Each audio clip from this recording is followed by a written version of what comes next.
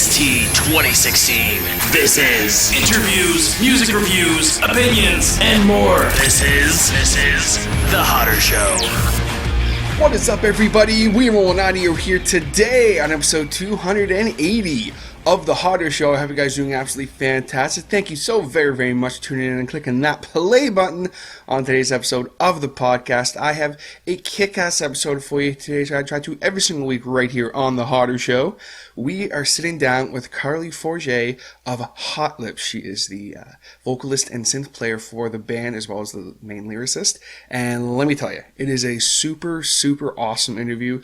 We get into kind of her start with music, some of her influences, her early days playing drums in the indie scene in Toronto, forming Hot Lips, her songwriting process, as well as we check out their brand new single Femicide, which just came out January 21st, and you guys are going to get to hear that song in full about halfway through the interview before we get into some more info about Hot Lips. We also have a couple fun other little fun tangents there, so it was great getting a chat with Karli, and I hope that you guys enjoyed this interview as much as I enjoyed recording it. Before we jump into that, I of course need to give a humongous shout out to everybody who checked out last week's episode of the show, the 5th year anniversary special from The Hotter Show. Let me tell you, man, that was so fun to put together, and I'm really at a loss for words, because I actually had quite a few people message me talking about things during the episode. So the fact that even I had a couple of you guys checked it out, the whole length of it, was so awesome.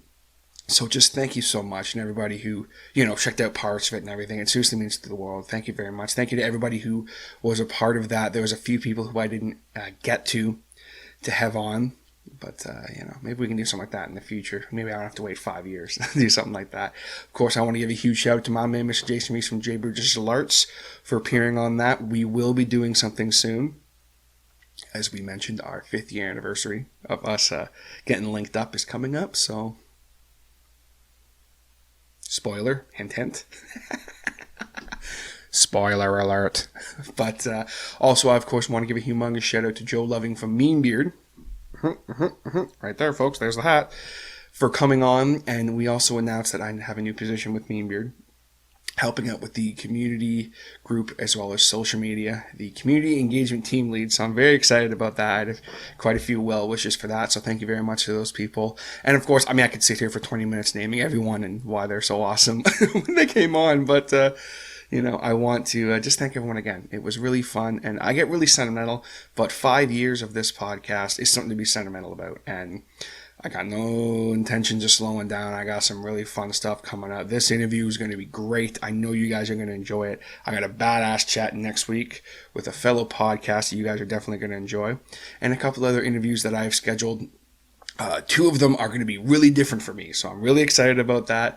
I'm not going to talk about anything else right now because I don't want to spoil the fun, but be sure to keep it locked to The Hotter Show. Be sure to hit that subscribe button however you're watching this or listening to this, or the follow button, and of course check out the social medias, Facebook and Instagram on The Hotter Show.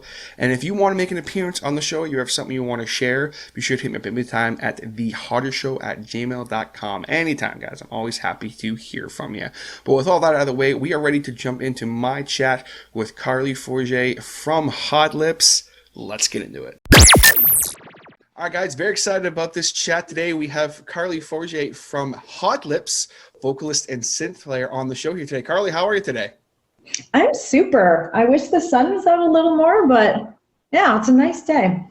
Yeah, it kind of is, actually. You guys are in Toronto, correct? Yeah. Mm-hmm. Yeah, okay, so yeah, I'm in Peterborough, so I'm a little ways from you guys, but so we probably have the same weather. It's pretty nice out Yeah.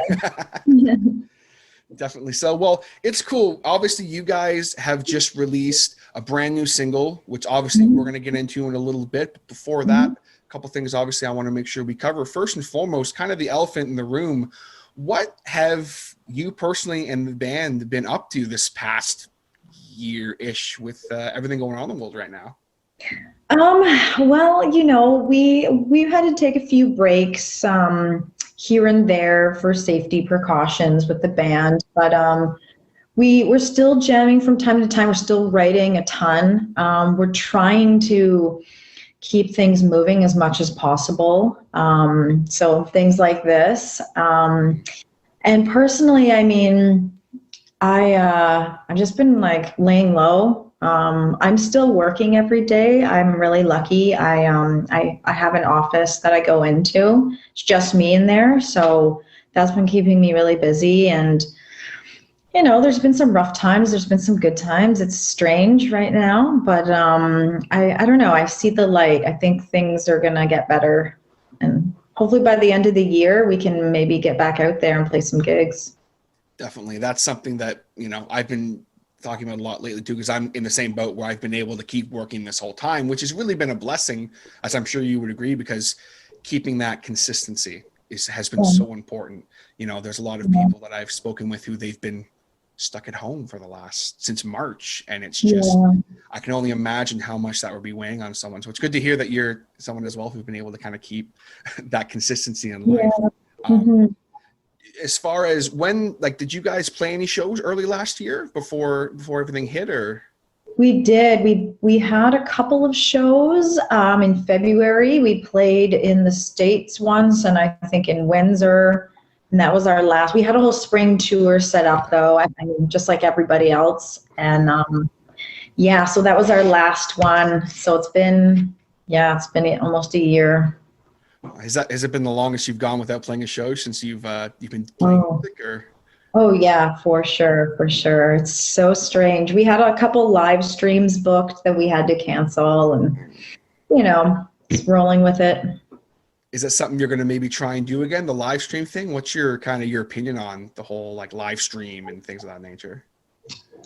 I think it's a great like vessel to keep the industry moving, but you know, it's obviously not the same as being in the room with your friends and the lights, and you know, but I don't know. I haven't ever done one before, so I think it'll be kind of similar to being in the studio recording, and I don't know. I'm looking forward to it. I think we're going to be able to change our date when they lift lockdown, and we'll be able to go in and do it. So we'll see. Yeah, because it's the hardest thing right now where like even like especially in Toronto, I mean, right now you guys are in full like, as are we can't even get together with people outside of our household. So even getting together with the band and doing a live stream right now is impossible. So it's just, you could maybe try and do the Zoom thing, but that's even can be a little tricky if you're trying to do a performance. Yeah, I don't have the setup for that at my place. I think it's awesome that bands that have that can do that. Yeah. But definitely, it's not like you can just, I've seen some bands have tried it with just, you know, grabbing their phone and saying, hey, let's do a live stream. And it's awesome because we have that capability with things like Zoom and Facebook Live and that. But when you're trying to get 2, 3, or 4 people together all in sync, it's a little tricky to do. For sure. Oh man, can you imagine in the middle of it and your internet like starts acting up? It'd be worse if, I don't know who it would be worse for. It'd be worse for the singer or the guitarist or the drummer or whatever. And like in your guys' situation too, like with your style, I would imagine it would rely so much on, you have to be so in the pocket and in time with each other, because with that kind of Electro-Grunge, I guess is the term you guys use. And I love that person because I'm a huge Oh, sweet. So I'm a huge grunge fan, Nirvana, and you know, all the other grunge bands too. But so I would imagine if there's even 1 second off for that, I could see why it would be an issue for sure. For sure. Yeah, we use a lot of ARPs and stuff, so it'd be funny to try it, but I don't know if it would work for us. Maybe one day, but yeah, and definitely it wouldn't. You'd have to be in the room. I don't know how it would work any other way. So. I know. Yeah. Definitely. So, has there been anything you've been doing specifically as far as with the downtime you've had that you've been like as far as just helping yourself keep a little sane, as instead of music, of course, music and doing things like this? Like, is there like, have you been doing a lot of reading or watching a lot of Netflix, or is there anything specific you've been doing? Or yeah, I mean Netflix for sure, but I've been doing a ton of cooking and baking. And just really trying new recipes, and I love cooking, so I've had a lot of time for that. And it's been fun. I like it. Yeah. That's awesome. There's it's funny you mentioned that. Like, even for myself personally, like, I mean, I'm a terrible cook. My fiance does all the cooking. She's a lot better than me, but I've been trying to get into cooking more myself, and like it's like, hey, we have time. Like it's not like we can go out to eat or anything, so it's like let's try and we've been trying to support local businesses with takeout and stuff like that as well, of course. But sometimes there's something to be said for trying to, like, I'm trying to pick up a new skill. All right, I always make my steaks not medium rare, so let's try and my exact timing for things. Is there any fun dishes you've made that were like really challenging that you were like really excited to try and that you were able to nail? Or Yeah, I made, so one day I was like, I wonder if there's such a thing as chicken satay soup. So there is. It's like this chicken noodle satay soup, and I killed it. And I make it all the time now. I love it so much. It's really good. That's awesome. That actually sounds very good. It is good. Yeah. I'll send you the recipe. Yes, please do. That would be great. We'll do it. We'll do a cooking segment, and we'll. For sure. That's awesome. Well, obviously, we're going to get into a little bit with a little bit more with Hot Lips and that. But going back with you for a second here, what got you started on your musical journey? What was some of the first music that you ever heard? Ooh, you know, growing up, my dad had music on all the time. And I was really lucky. My dad was in a band my whole life, and our whole basement was set up for their jam sessions. So there's drums down there, bass, guitar, everything. And they played classic rock all the time. So I grew up on classic rock and blues. My dad was a big blues guy. So that was probably a lot of the first music that I was really immersed in. Was some names, oh gosh, like ZZ Top, you know, Jeff Healey, awesome. Chicago, like all those guys, all those big guys in the 80s. Like that's what I kind of grew up on, and I still love today.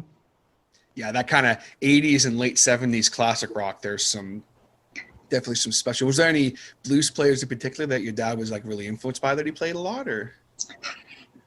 He was more into like rock blues. So I think Stevie Ray Vaughan, okay, I think was a big one for him. And I'm trying to remember now. I think that was his big one that he really liked. Yeah. Awesome. Very good. So for you, obviously, you know, having your father playing music and being around that when you were a child, did you just kind of start like banging on things? Because you started off life as a drummer, correct? I did, yeah.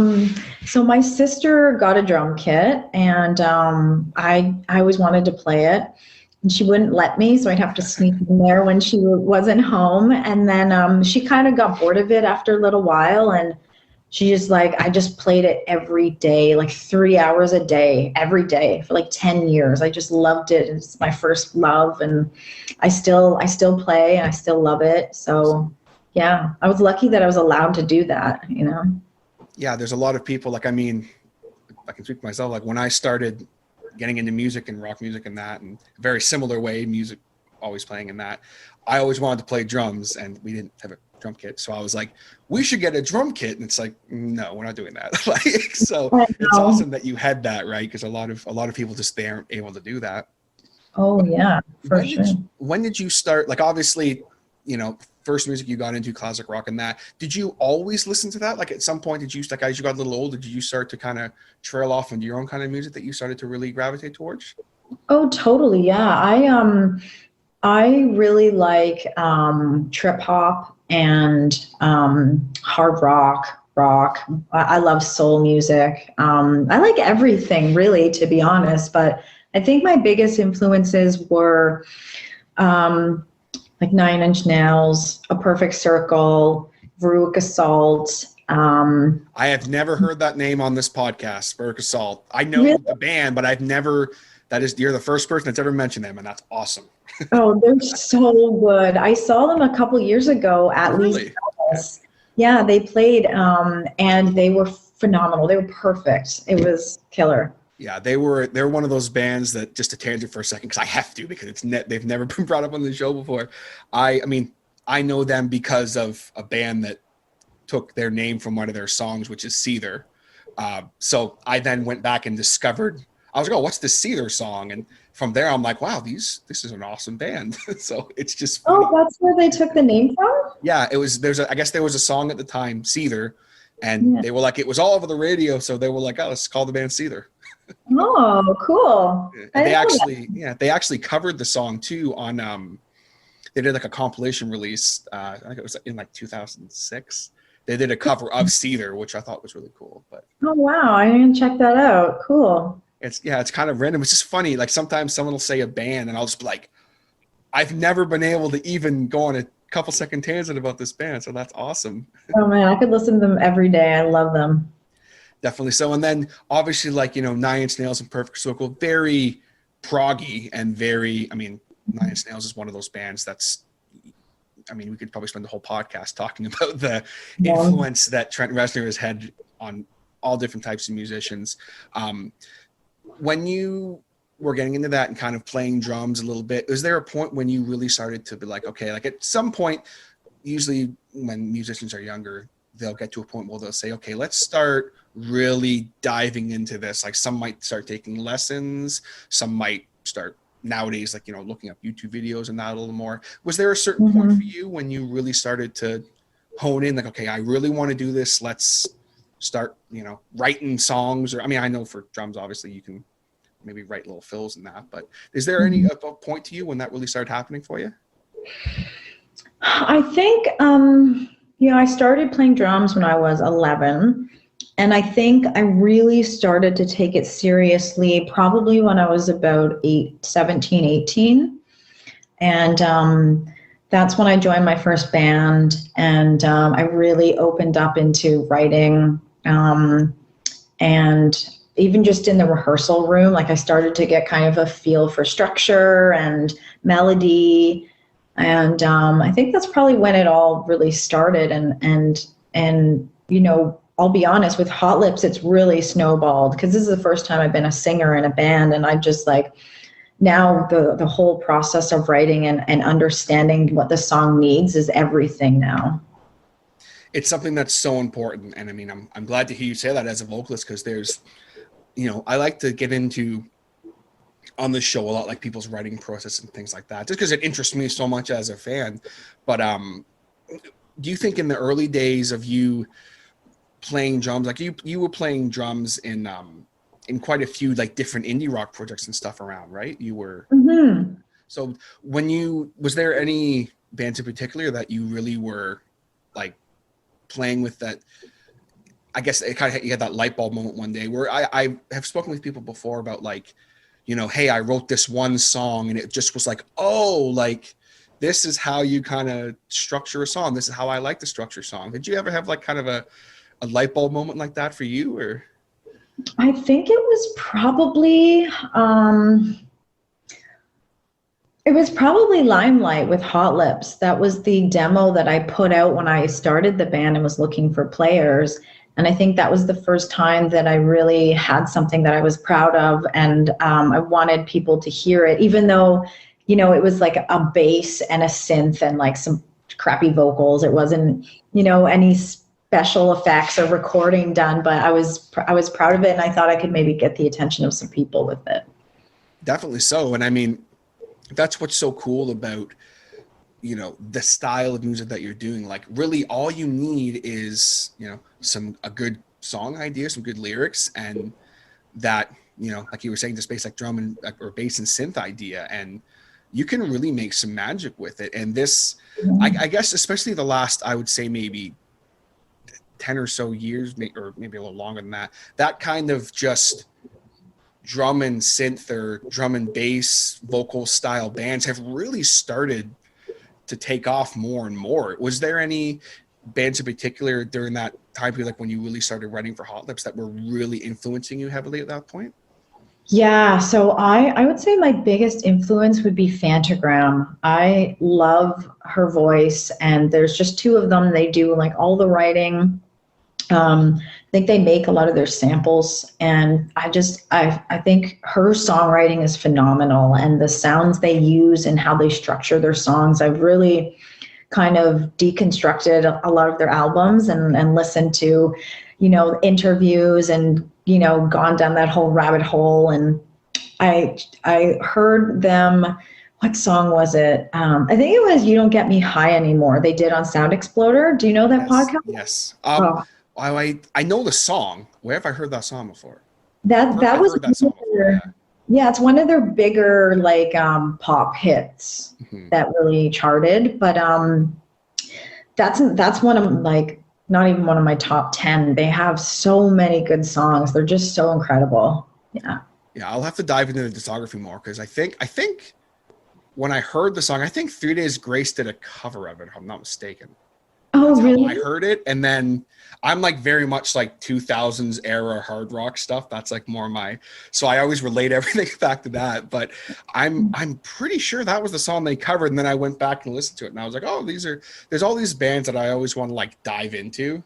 But I get so obsessive with a certain band sometimes where I'm like, okay, let's put these like, okay, they're on the list. You know what I mean? And I'll always want to dive into stuff head first. But that's awesome to hear. They're definitely a very unique and talented band. So that's cool. Yeah. When you started singing, was that something that you were very like right away, okay, I'm going to just start singing. I don't really care. I have confidence in my voice. So was it something at first that you were kind of like, well, I don't know about this. I'm a drummer. Like I've spoken with drummers who sing a little bit before in the past. And like, there's that little bit of like, well, I'm behind the kit. Like you're almost kind of in your own little world almost. Did you have to get over any little jitters about that or? Oh, totally. I'm still getting over them. It's 100% a different world being in the front. It's a different mindset. And I'm still kind of getting my stage legs a little bit, if I'm honest. And every crowd is different. And especially when there's like, a crowd that you need to pump up, they're kind of just standing there. Everyone's sitting on their hands kind of, yeah. Yeah, it's I'm by personality, I'm not really like a loud person that when I walk into the room, I'm there. I'm actually pretty quiet and introverted. So it's something I work on all the time. Yeah. Definitely. And it's funny you say that because I just had this conversation with someone yesterday where it's very like, it's almost like you have to flip a switch. Like Karli on stage is very different from Karli off stage. Like, and obviously like I haven't had the pleasure of seeing you guys live before. I'm hoping I can once, back to things. But from what I've seen of videos and pictures and from what I've been told of people, like you wouldn't know that from watching you on stage. Like you have this very powerful presence and such an awesome, powerful voice. So it's interesting to hear that. And I hear that a lot from people who like are in that kind of similar situation where they have such a powerful voice and stage presence and just normally they're very reserved off stage. It's almost like you can, I've been told before, it's almost like almost like you kind of put on a mask. Like, oh, well, that's not me. That's this person. That's different. Sort of. Yeah, it is a little bit like that. There is like two different personalities, I guess you could say, but I think the stage Karli is part of me. It comes out more in different situations, like at work and stuff. I'm in a supervisor role there. So, but in general, I'm definitely not like that.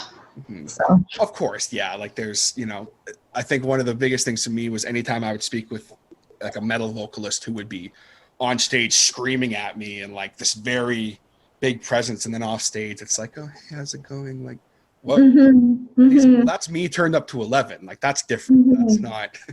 You know who I heard is like that? Danko Jones. Really? I heard that off stage he's very quiet and very like family man. Yeah. Yeah. He's another one that's very just like, I mean, even just Danko Jones music, they're very just like, like out there all over the place. That's funny to hear. You hear that about some people, and some people you hear the opposite, where they're maybe not very nice. That's funny. Well, we're gonna do something cool here today for you guys. Where we're gonna take a quick break, and we're gonna actually play you guys the brand new single from Hot Lips, Femicide, and then we're gonna come back with Karli, and we're gonna talk a little bit more about the band, about the single. We're gonna kind of maybe do a little dissection of the single here when we come back with Karli from Hot Lips.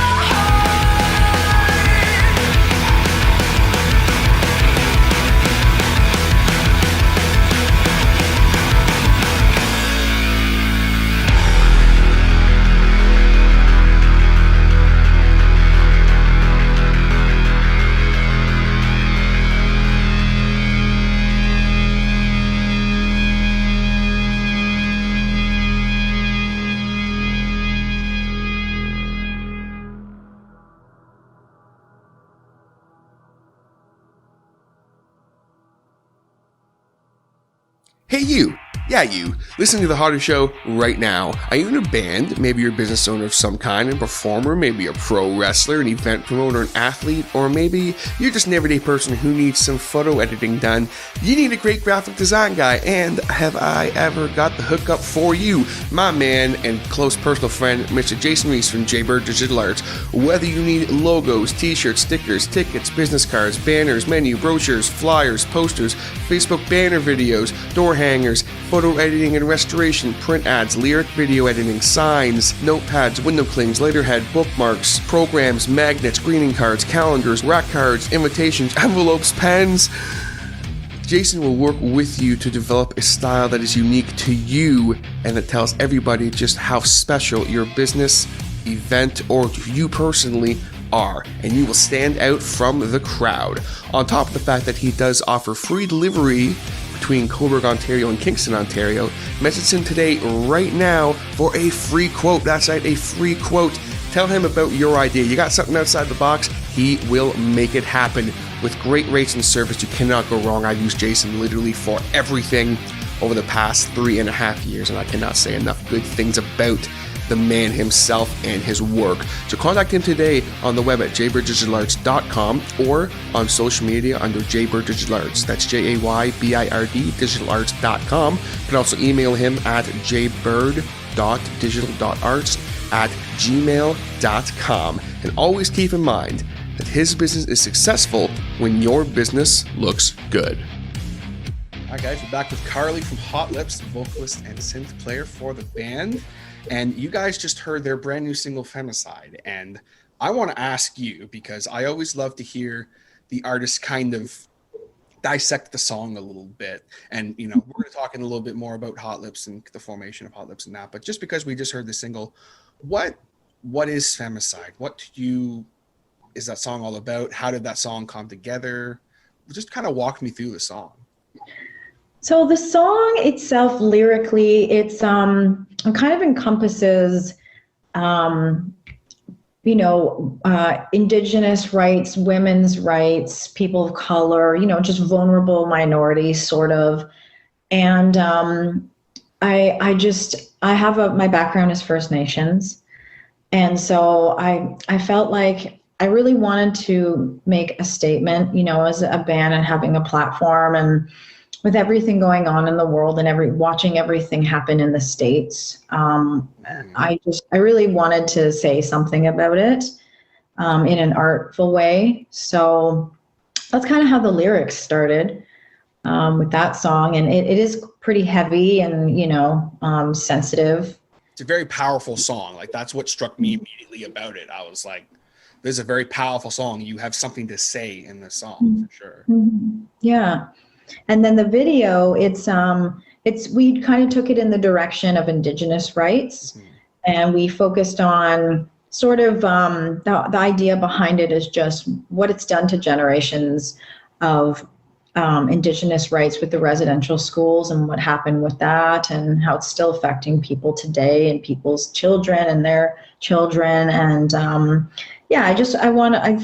thought, we're Canadian, and this is our heritage, this is our background, and I really wanted to say something. Definitely. I mean, I think you hit the nail on the head, especially with just having a powerful message that's still, it's a great song. It's a heavy song, but it's for lack of a better term, it's very, I'm trying to think of the right word here.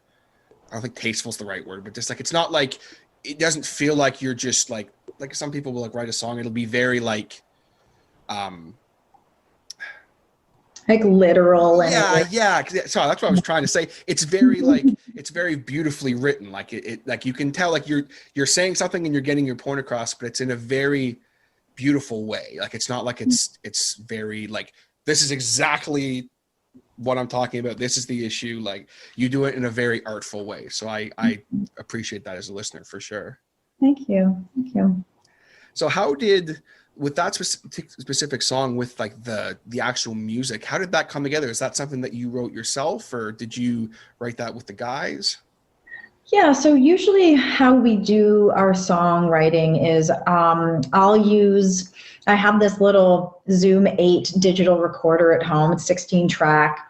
And I literally just plug in my E-kit and my guitar and my synth, and I'll just do a demo, and I'll send it to the guys, and then we'll get in the room together and we'll kind of restructure it, and they'll put their flair on it. And that's basically what we did with Femicide. And we were really lucky. We got to work with John Drew, who's an incredible sound engineer, and he did a little bit of production with us, and he's really into synths and sound, so he helped us with some of that stuff. So yeah, that's kind of how we structured that one. And like all of our songs, it's, you know, super heavy, and I don't think we can do anything else. So the heavy synths and the heavy bass and the drums, like it's very driving, and it's very, I understand why you guys like to use that, like the term Electro-Grunge, because it's very reminiscent of that really heavy and to the point kind of drum and bass style of the grunge era, with kind of the more electro style synths and that. And there's so much going on that it's like, as someone who's mostly a guitar driven music fan, like I sit and listen to that song, and I'm like, I'm trying to like kind of pay attention to everything going on, and I'm like, man, like in a good way, it's like, oh, I didn't catch this part the first time I listened to it. I didn't catch this one synth part here the first time I listened to it. Like, so it's really cool to kind of to hear how you break that down sometimes, because I didn't know if maybe like some people, like, you know, they'll like to start with just a drum beat, or they'll like to start with a riff. Like, do you kind of write that way as well, or how do you usually like to kind of write a song out? So it's different every time. Sometimes I'll start with a lyric, or something will inspire me, or somebody will say something, and I'll just be like, oh, I like that. I'm going to just write that down in my notes. I have a million notes in my phone. Sometimes I just sit down with the bass and start, you know, riffing something off. I don't usually start with the drums. Sometimes I will. I'll get on and just play around with some kind of really interesting beat, and then I'll get on the bass and play around with it. So it's different every time, really. Just kind of depends on what strikes you at that moment. If you're playing along and, oh, that's kind of a cool little part there. Or... Yeah, exactly. Sometimes it is on the piano. I was throwing in a lot of piano in the last few songs, but yeah, I never know. Sometimes I have a full idea in my head before I even sit down of what I want to do, and other times I have no idea at all. Do you find those kind of moments, like they'll hit you at the most random times? Like I know some people, like in the past, like I'll be at work in the middle of something, and it's just like, I have this idea, I need to get it out. Like, do you ever find that? Like, do you ever do like the humming into your phone type? All notes? The time. Yeah. Oh my gosh. I have to like clean out my phone. I think there's like 500 voice notes on there. But yeah, sometimes I'll hear something. Like just the other day, I was walking into my apartment, and there was music playing, and I couldn't hear exactly what it was, but it made me think of a synth line, and I hummed it into my phone immediately. That's awesome. Yeah, so definitely, yeah. Those are the best. Like, I mean, I've, you know, as someone who is the pleasure of being friends with musicians, like sometimes hey man, what do you think of this riff? And it's like, oh wait, sorry, that's the wrong file. And it'll be just like, you know, okay, dun, dun, dun, dun, dun, dun, dun, dun. Like, I'm like, no, those are the best. Totally. Oh my God. That's awesome. With lyrics, are you someone who finds that you'll have a lot of stuff written out prior, or do you just kind of go by like line for line, or do you have like a little bunch of notes in your phone that's literally just like a ton of different lyrics that you might use one day, or do you? Yeah, I definitely have that. Just like cool sentences, or even sometimes it'll be like a word or two. And like the most recent single that we just finished recording, actually, we're probably going to release it next month or so. It's called Black Locust, and I was out on a site meet with my manager, and he was talking about black locust trees and how they're really invasive. And that just, for me, I wrote down Black Locust, and then I just spun the whole song into, I'll send it to you when we release it. But like stuff like that happens where it'll just be a couple words. I'm like, that could be a cool base for a song. That is, I mean, I'm excited to hear that song now, just off of that, just the name alone, Black Yeah. Locust. I'm like, yo, that's could be a very cool, cool heavy song, whatever. So Yeah. that's awesome. I'm excited about that, because it's funny. Like sometimes the simplest things, like some people they'll write like a word, and then that'll be okay. I want the song to be heavy song. I've seen this before. Where it's like heavy song. They'll write out a couple words they want in the song, and then they'll just sit there and be like, okay, let's figure this out. Like it's always interesting to hear the way that they do things, break things down. Yeah, for sure. And I think it has to be the mood you're in too, and a mindset, because sometimes I'm not feeling inspired at all, and like I'll go for like a couple weeks where I'm just like, I don't have anything right now. And it happens. And some people, they'll force creativity at that point. And it's like, Mm-hmm. you can't force creativity. You can't force, even in my world, like if I'm sitting down to do a podcast and I'm not feeling inspired or I'm not excited about it, it's like, this is not going to be good. So I'm just not going to do it, because it's just, I'm fortunate enough that because I have great guests like yourself on most of the time, like I don't have to worry if I'm not feeling, I mean, I was excited for this obviously, but like if I'm sitting down to talk with someone and I'm like, oh, I'm kind of in a bad mood or whatever, I can always kind of shake it off, because like I'm speaking with someone else. So there's two different types of energies going through, or three or four, however many people I'm speaking with. So, but definitely with that other type of creativity with music, I can definitely understand why if you're in a bad mood or upset about something, that might be the day to write lyrics or something, Oh yeah, for sure. That's kind of what inspires me the most, actually, which I guess why all this stuff is so heavy is when I'm super emotional. It's usually like I'm upset or I'm angry about something, and yeah. Definitely. I think you do that a lot. Yeah.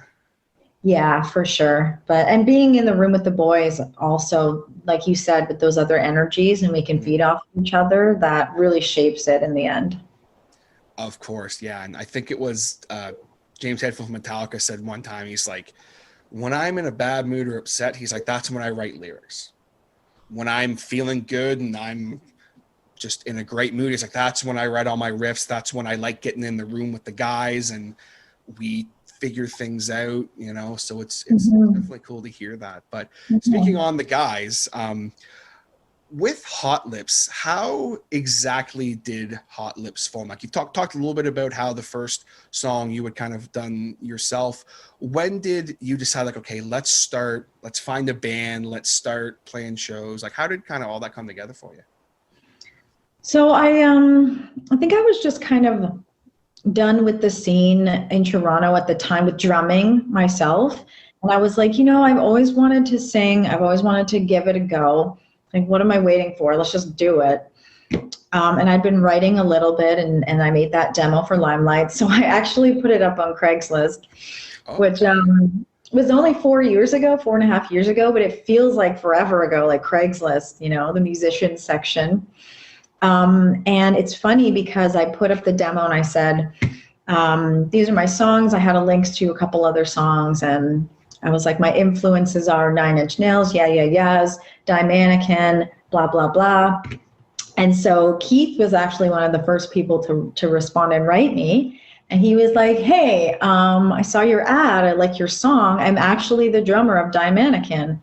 And he's like, do you want to? Awesome. I was just about to say, was it he? Yeah. I was pretty sure. Yeah, that's awesome. Yeah, so we met up and we hit it off right away. We had a couple beers and chatted.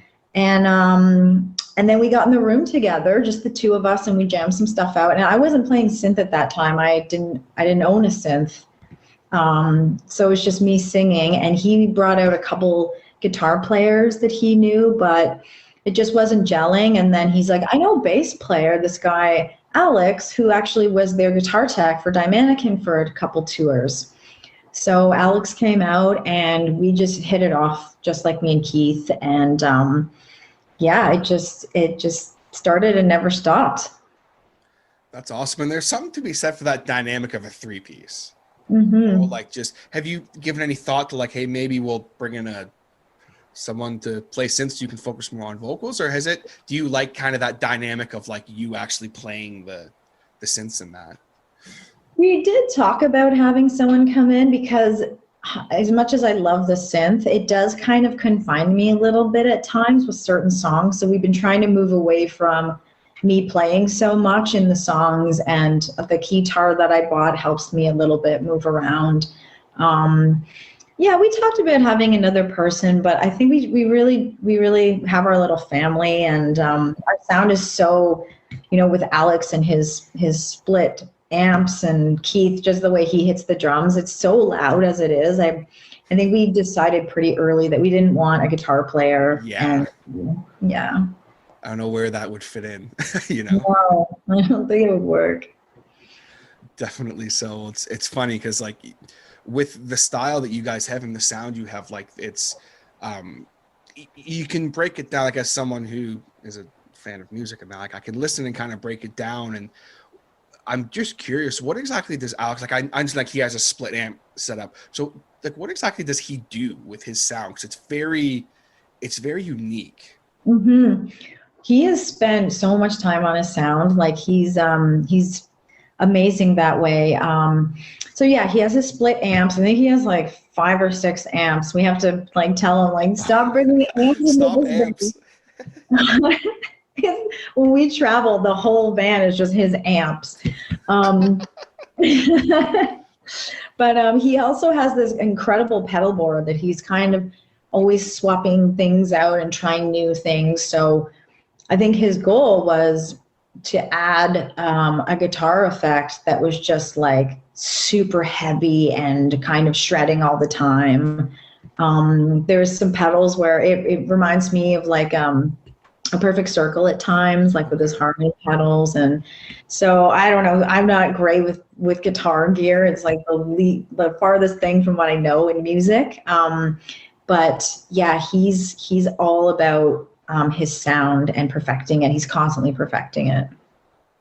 That's awesome. Well, it's definitely searching for the perfect sound and the sound you hear in your head. It's always, you guys are probably going to need a trailer just for his stuff by the sounds of it once it's all said and done.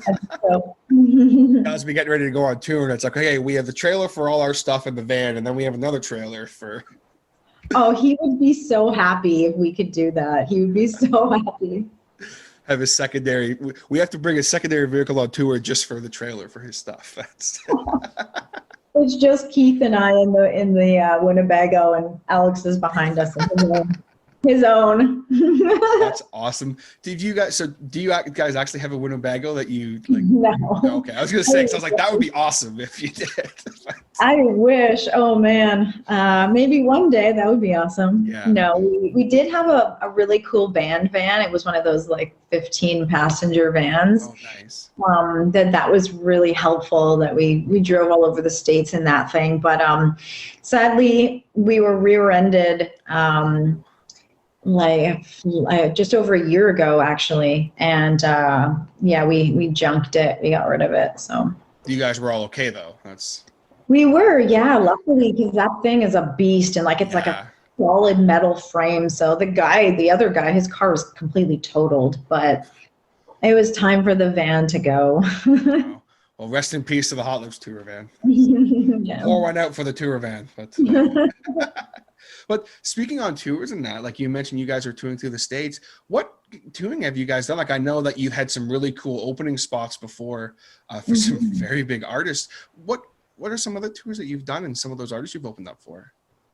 So we generally just book our own stuff. That's what we've always been doing. And the past 2 years before COVID, Keith handles a lot of it. And we just send emails to bookers in bars all over that we like. And we'll kind of chart out, some kind of tour over a few days, like a Wednesday to Sunday or Thursday to Sunday or something, because we still work, and of course, like the weekend warrior touring. And yeah, we've been really successful with getting people to actually book us at like, how it is. They'll be like, do you have a following here? Do you have, no, we've never been there before. So we've been really lucky.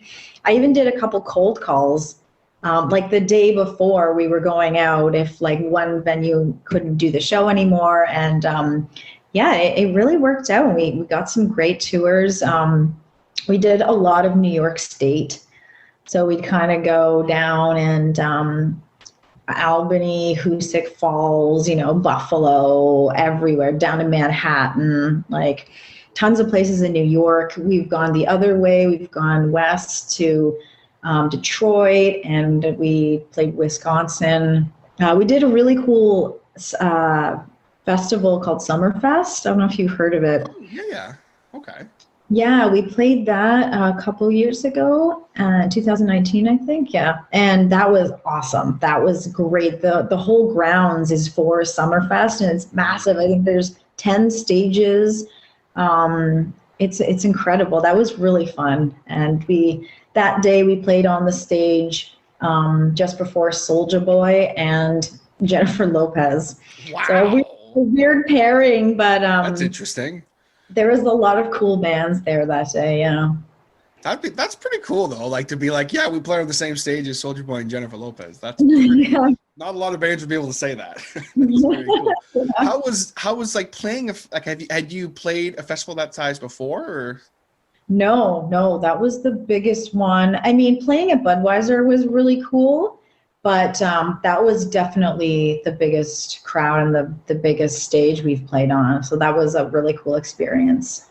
That's got to be a little intimidating too, I would imagine, when if you walk out, you're just like, oh, okay. Or do you're in Karli on stage mode and you're not worrying about it? I kind of in stage mode, yeah. I'm not too worried. When I know that we're like super practiced and we're tight and we're going to kill it, I don't really worry about it. We're pretty regimented with making sure that we're like solid before we do any show. So at that stage in particular, though, we were so far away from each other, which we're not used to, obviously. Usually Alex is almost hitting me in the face with his face. So that was a little bit weird, like going back to the stage legs thing. It was like, oh, I got to run around and like do stuff and use this stage. Did you have the guitar at the time, or were you still playing the? I did have the guitar, yeah. You were able to at least kind of run around, and that's awesome. A little bit, yeah. Yeah, I got to get better with that, though. It's hard. You literally have to practice running and singing and playing because it's like it's exercise. Definitely, especially if you're not used to it. I mean, there's some people that I'm not going to name them because they kill me for saying it, but they said to me before in confidence. I used to stand in front of my mirror with my guitar and like practice my poses, and I'd practice running throughout my halls and like stopping and playing a riff really cool and then running to the other side of the stage. And it's like, that is part of it. It's entertainment, right? That's at the end of the day, the music is super important.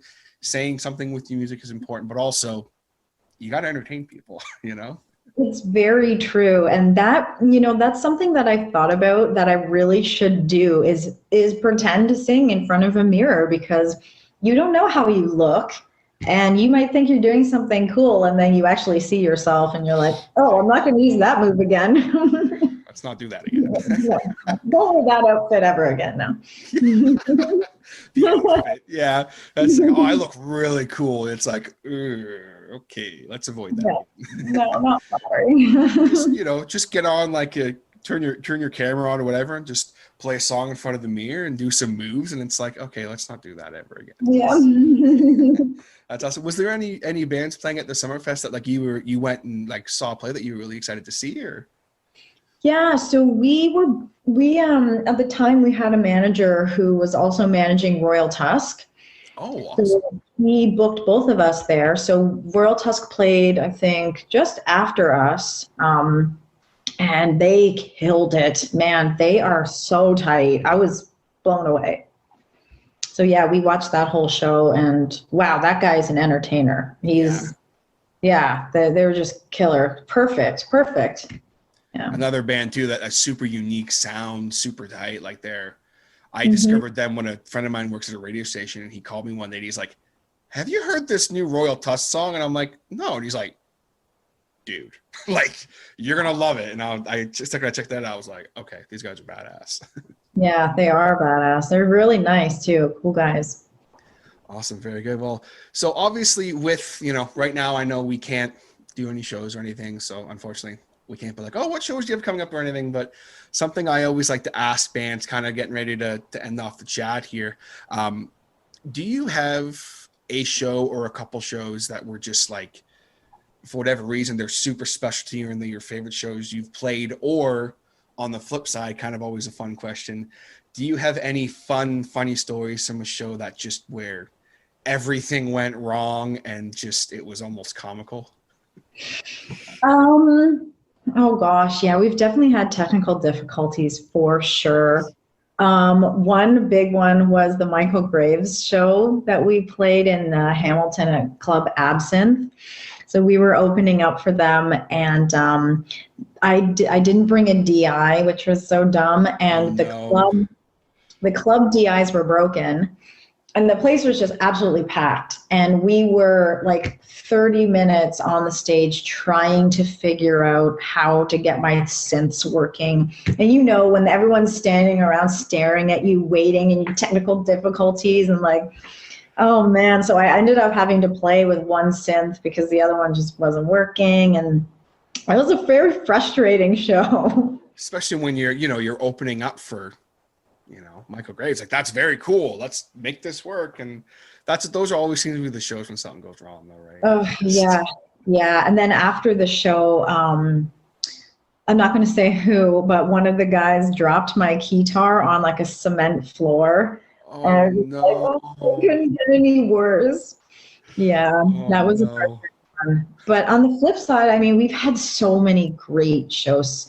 We always have fun together on the road. Like, one of our favorite places to play is in Hoosick Falls, New York, because Alex's friend owns a bar there called Unihog, and it's just really, really cool. Huge, big, old, like barn almost type, and all the locals will come out, and it's just such a relaxed atmosphere because we get there early. He puts us up, he makes us dinner. It's just like really chill and fun. We love going there.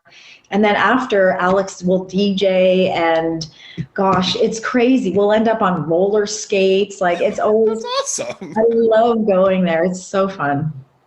That's so cool. So he does a little DJing too, eh? That's cool. A little bit. We basically were just like, we'll just play just us, and then Alex will, end the night, doing requests and whatever. So he loved it. Yeah. That's awesome. Yeah.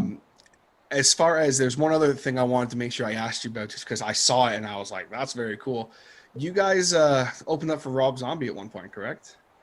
Yeah. So we played the River Bar stage, that new indie band stage that they built at Budweiser.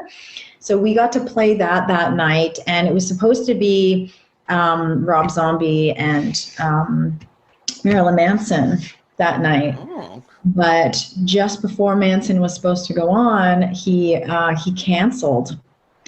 Uh-oh. So it was a strange concert. We had already played and packed up and everything, and it was awesome. It was so much fun, and we had a lot of people come and watch. But yeah, then seeing Zombie after kind of like, take the ropes, he killed it. He just he killed it. So that was an experience, being back there and seeing all the tour buses, and that was really cool. That's definitely awesome. He's definitely someone who I think doesn't get a lot of credit as far as like for his musicianship, like how he's actually such an entertaining person. He's always been a favorite of mine. So when I saw that, I was like, I gotta ask about that. Yeah, that was really cool. I mean, we didn't get to meet him or anything like that, but just being there was special. It was cool. Very cool opportunity.